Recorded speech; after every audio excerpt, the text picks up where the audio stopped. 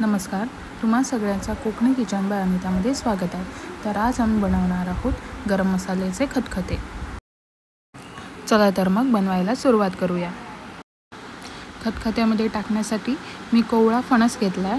त्याचे तुम्ही छोटे छोटे तुकडे करून घ्या आणि तो पूर्णपणे क्लीन करा। फणसासोबत मी आणखी पण भाजी घालणार आहे, जसे की सुरण, बीट आणि नाप। त्याचे पण तुम्ही छोटे छोटे तुकडे करून घ्या। मग कुकरमध्ये हरभरे, फणस, चूरण आणि नाप ॲड करून पाणी घालून त्याच्यामध्ये चवीनुसार मीठ घालून ते उकडून घ्या। 5 शिट्ट्यामध्ये हे बऱ्यापैकी उकडून येतं।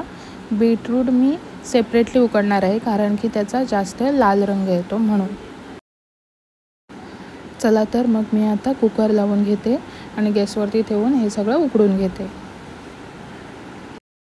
कुकरच्या 5 शिट्ट्या येईपर्यंत आम्ही मसाल्याची तयारी करून घेऊया।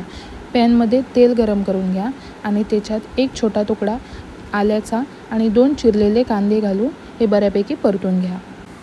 तुम्हाला पाहिजे तर या मसाल्यामध्ये तुम्ही 1 टोमॅटो पण ॲड करू शकता।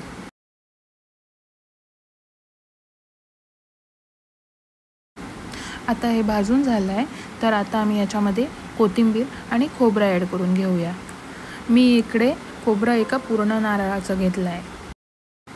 आता मी हे सगळं बऱ्यापैकी एकजीव करून घेते आणि खरपूस भाजून घेते। थोडा वेळ भाजून झाल्यानंतर आता मी याच्यामध्ये 2 चमचे गरम मसाला ॲड करून घेतला आहे। आमच्याकडे पहिलं खोबरं भाजलं जातं आणि थोडा वेळ खोबरं भाजून झाल्यानंतर मग त्याच्यामध्ये गरम मसाला ॲड केला जातो, कारण की जर आम्ही गरम मसाला अगोदरच टाकला तर तो करपून जातो। आता हे वाटण 2 ते 3 सेकंद परतून झाल्यानंतर ते थंड करून घेते आणि मिक्सरमध्ये त्याची पेस्ट करून घेते। तयार केलेलं वाटण उकडलेल्या भाज्या आणि हरभरा चण्यामध्ये ॲड करून घेते।